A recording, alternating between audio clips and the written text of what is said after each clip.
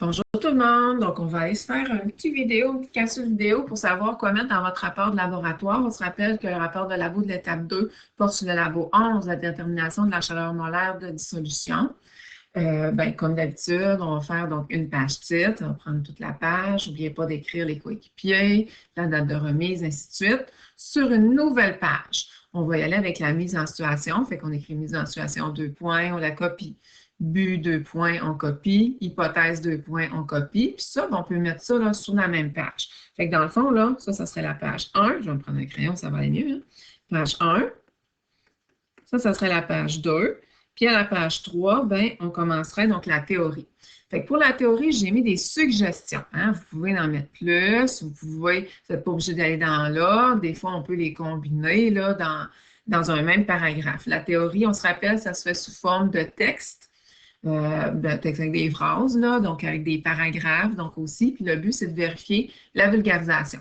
Fait que pour mettre un sujet à amener, on peut y aller avec l'historique. Fait que l'historique, ben, j'ai mis des suggestions, admettons, de chercheurs à aller faire des petites recherches, donc Google, donc dessus. Puis vous pouvez en prendre à peu près 3. Donc, 3 chercheurs, vous donnez donc les dates de naissance, de mort, une petite photo, qu'est-ce qu'ils ont fait un peu dans la vie en lien donc avec l'expérimentation. Fait que vous pouvez en choisir 3. Après ça, ben là, c'est sûr que nous autres, on parle de chaleur molaire. Fait qu'il va falloir que vous parliez de c'est quoi la calorimétrie, c'est quoi un calorimètre, c'est quoi un système isolé, la loi de la conservation d'énergie. Donc, ça marche, hein, rien ne se perd, tout se transforme. Ça marche aussi avec l'énergie. Parler de la capacité thermique massique, surtout de l'eau. Parler de la chaleur dégagée ou absorbée. Vous savez, là, quand on calcule le Q, là, Q est égal à MC delta T.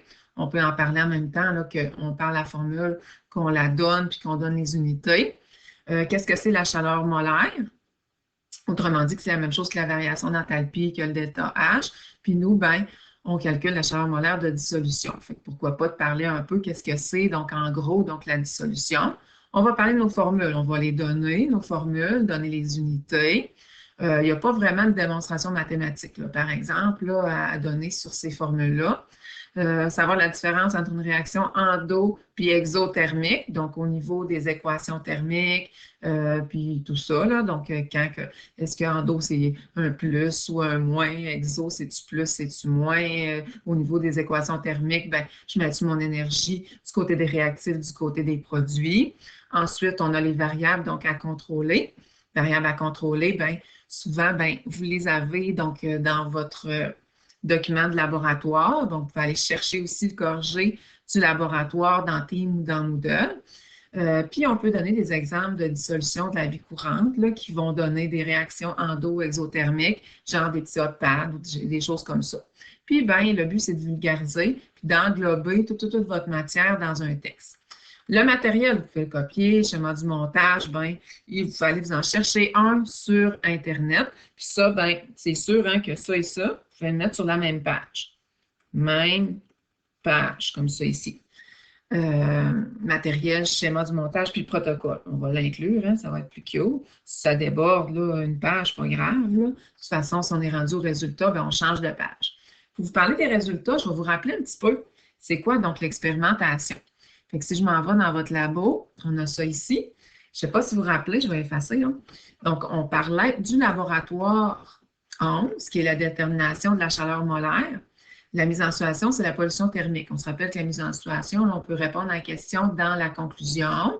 Puis le but, ben, c'est toujours d'aller chercher le delta H. Puis la mise en situation, on pourra faire aussi là, sur la pollution thermique des petites recherches sur Google pour aller là, avoir dans une conclusion un peu plus intéressante. Fait que si on va voir, donc le matériel est ici, donc on le copie, les manipulations sont là, on les copie, puis je vais vous rappeler un peu qu'est-ce qu'on avait fait dans notre expérimentation. On se rappelle qu'on avait utilisé un calorimètre, qui est une espèce de verre à café. On avait mis 50 ml d'eau, comme ça ici. Le but, c'est d'aller calculer la température initiale de l'eau, qui va s'approcher à la température de la pièce. Ensuite, on avait pris du NH4Cl, je crois que c'est 2 grammes. Ben oui, regarde, c'est écrit ici. Donc, 2 grammes de NH4Cl qu'on va insérer à l'intérieur. Puis, on va regarder si la température sur le thermomètre monte ou descend. et on va noter la température finale du mélange. On se rappelle qu'il va falloir regarder toutes les causes d'erreur qu'on a eues pendant l'expérimentation. Quand j'ai mesuré mon eau, moi, ben, j'ai utilisé un cylindre gradué, fait qu'il va y avoir la précision du cylindre gradué. J'ai mesuré 2 fois ma température sur un thermomètre, fait que je vais avoir la précision donc du thermomètre.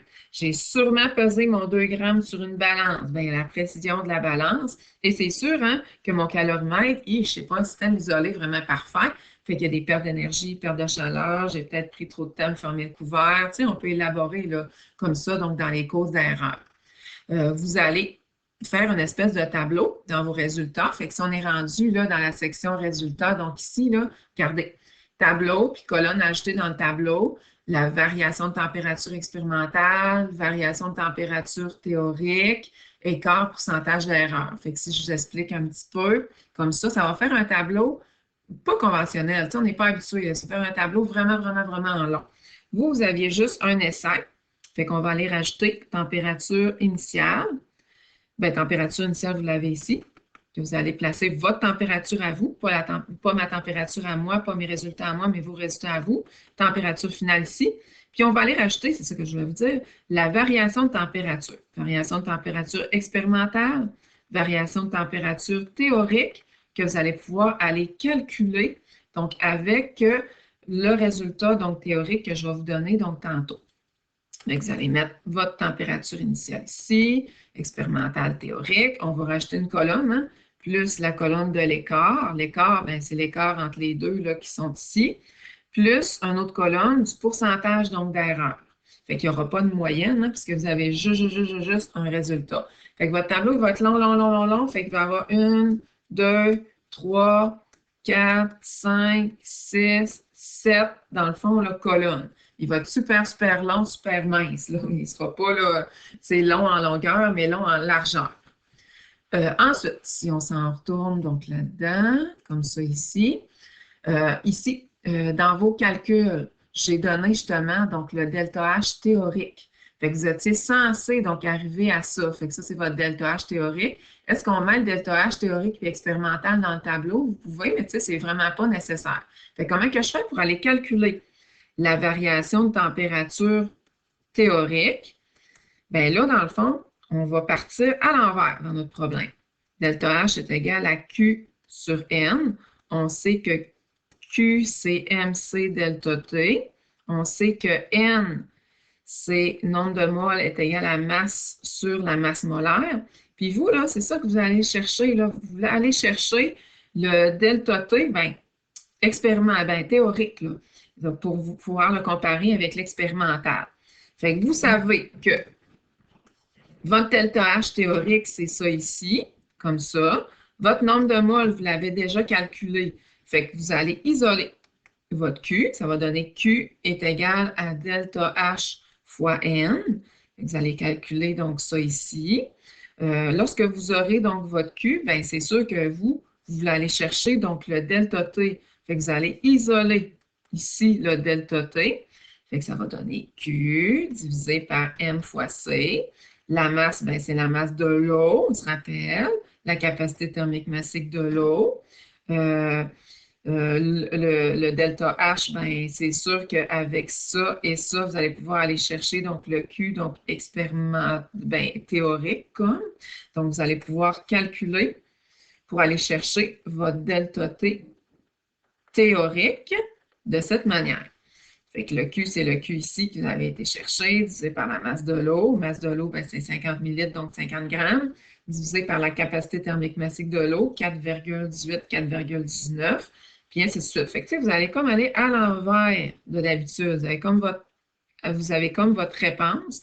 Là, maintenant, vous voulez avoir donc votre delta T expérimental. Fait que ça ressemble à ça. Les calculs, bien là, ça c'est facile. Vous allez copier vous allez refaire donc les calculs avec vos résultats. Nous, on les a fait donc ensemble. Fait que vous allez copier ça. Fait que moi, je suggère d'écrire calcul 2 points, calcul 1, calcul de l'énergie absorbée ou dégagée par le calorimètre. Puis là, vous faites comme moi. Là. Vous copiez avec vos résultats. Le signe, là, pas besoin tout de suite. On le met seulement à la fin. On se rappelle que le numéro 2, on ne le fait pas pour rien. On y va seulement donc avec le signe Bing Bang à la fin là, pour nous dire c'est exo ou endothermique.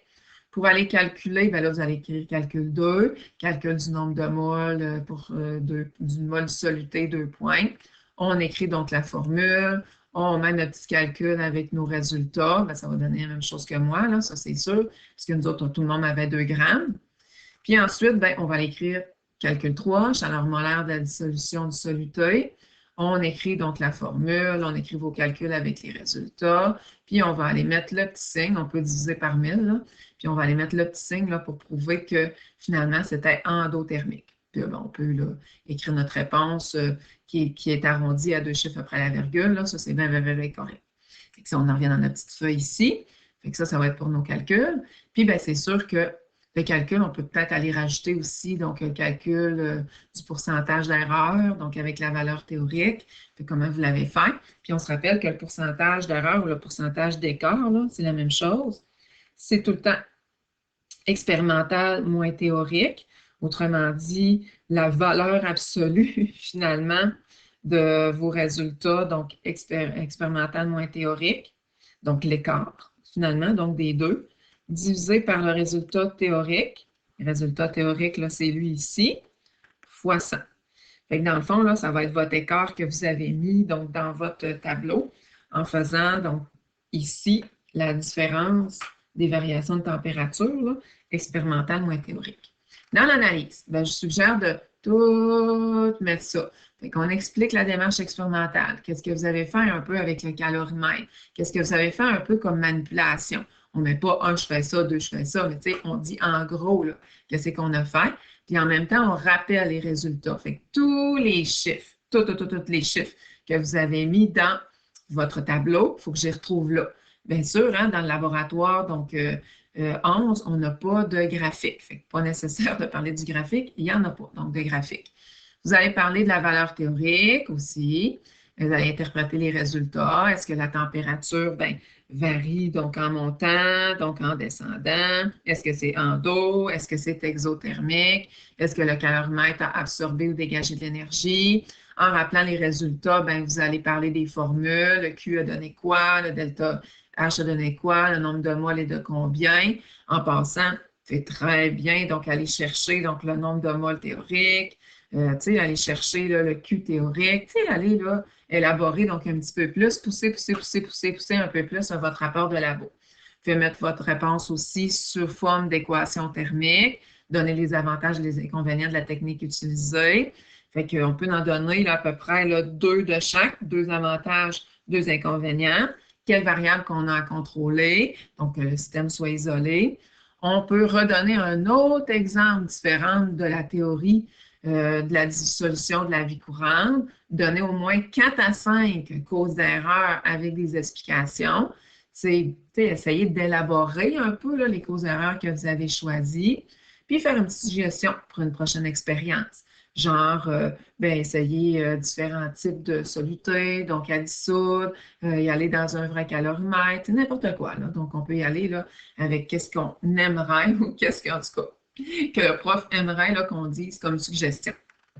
Ensuite, la conclusion. On dit notre but qui était de oui a été atteint, c'est impossible qu'il ne soit pas atteint. Notre hypothèse qui était de a été confirmée. Vous dites vos principaux résultats. Vos principaux résultats, c'est si la réaction est endo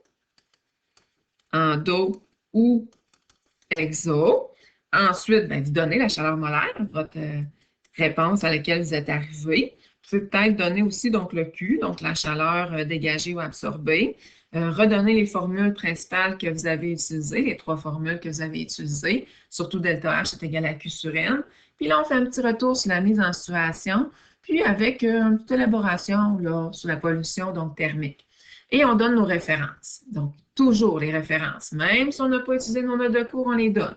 Même si on n'a pas utilisé le cahier d'activité, on le donne. Documents de laboratoire aussi. Documents de laboratoire, c'est les mêmes auteurs que le cahier d'activité. Puis on essaie de se trouver au moins 4-5 sites Internet, là, HTTP, nanana, puis ainsi de suite.